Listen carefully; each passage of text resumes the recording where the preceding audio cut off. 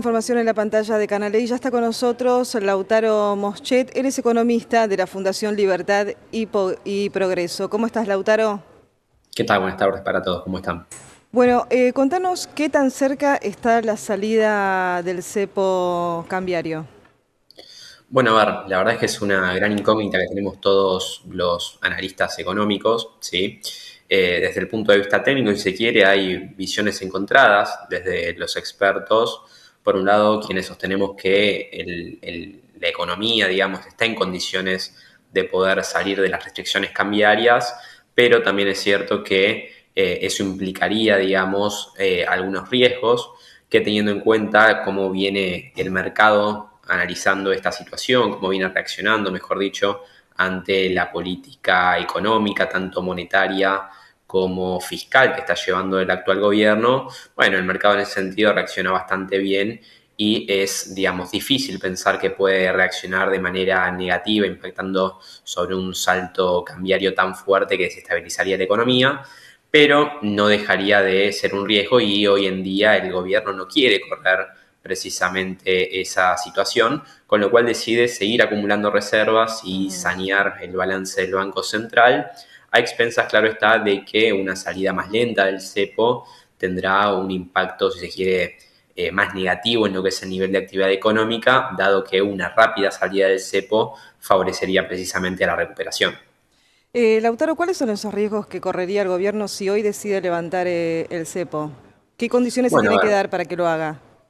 principalmente el riesgo es cambiario, ¿no? Es decir, Sí. de que, bueno, todos los agentes en la economía, al tener la libertad de poder salir a comprar divisas sin restricciones, vayan al mercado provocando un exceso de demanda sobre la cantidad de divisas que hay en la economía y por lo tanto se incremente muy fuertemente el tipo de cambio con su consecuencia también en los precios, ¿no? Entonces, en ese sentido, la verdad es que si hay una devaluación muy grande, bueno, probablemente sea el reflejo de la pérdida del poder adquisitivo de los pesos y por eso generaría mayor inflación. Pero lo cierto es que si uno se fija también, el mercado cambiario en los dólares libres, ¿sí? Ujú. Se ha mantenido estable en estos últimos meses, incluso se ha estado desacelerando o ha caído el precio, por ejemplo, desde los valores que tuvimos en enero y febrero de este año. Así que en ese sentido es donde los que estamos a favor de la salida rápida del cepo creemos que no hay elementos para crear una nueva corrida cambiaria pese a la salida. Y si tenemos que hablar de las reservas netas del Banco Central. Bueno, a ver, hoy en día, dado que la semana pasada se pagó cerca de 3.000 millones, un poquito menos de dólares al FMI, estamos nuevamente en terreno algo negativo, ¿sí? Que probablemente si esta semana el Banco Central logra comprar divisas de manera sostenida, como viene haciendo en las últimas semanas, probablemente volvamos a pasar digamos, la barrera del cero y volver al terreno positivo que de vuelta en estos meses con mayor liquidación de exportaciones debido a la cosecha del campo, es probable que el Banco Central continúe en esta acumulación de reservas y probablemente hacia fin de año se pueda cumplir sin ningún tipo de problema la meta por el fondo. ¿Y con cuántas reservas tiene que contar el Banco Central para poder cumplir justamente las metas con el fondo y también para el posible levantamiento del cepo? Bueno, a ver, desde el punto de vista técnico no hay algún número específico con el cual el gobierno pueda salir del cepo, ¿sí? Es decir, Mm. no hay condiciones o algún tipo de barrera técnica para pensar en algún número. Sí es cierto es que mientras mayor dólares tenga en su posesión, bueno, tiene mayor herramientas para afrontar, por ejemplo, una corrida, ¿sí?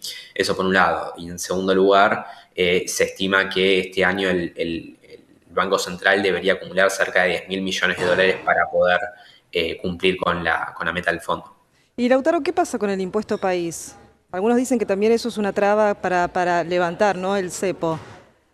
Bueno, a ver, es muy interesante esa cuestión porque teniendo en cuenta la fuerte devaluación que hubo a finales del año pasado, el impuesto país es uno de los impuestos que hoy en día más plata recauda, ¿sí? Con lo Claro. cual ahí aproximadamente un 10% de la recaudación de los últimos meses se debe precisamente a este impuesto, pero por otro lado es cierto que si avanza el paquete fiscal en el Congreso, ya ese argumento se caería porque lo que se lograría recomponer a través de ganancias, bienes personales, superaría ampliamente, perdón, lo que se recauda por impuesto país. Entonces, en la medida que avancen estas reformas en el Congreso, ya se cae ese argumento de que el impuesto país es una traba para la salida del O sea, cepo. que también para que la gente entienda, el impuesto país sería reemplazado por ganancias y el otro punto me dijiste, Sí, no reemplazado, sino que con pero lo se que se podría recauda en recaudar, otros. claro. Claro, exactamente. Lo que se logra recaudar con otros impuestos que están incluidas en el paquete fiscal, bueno, eso precisamente lograría superar la recaudación y reemplazar por el impuesto país. Ujú. ¿Qué pasa con la inflación? Bueno, ¿Va a seguir un ese es uno. dígito?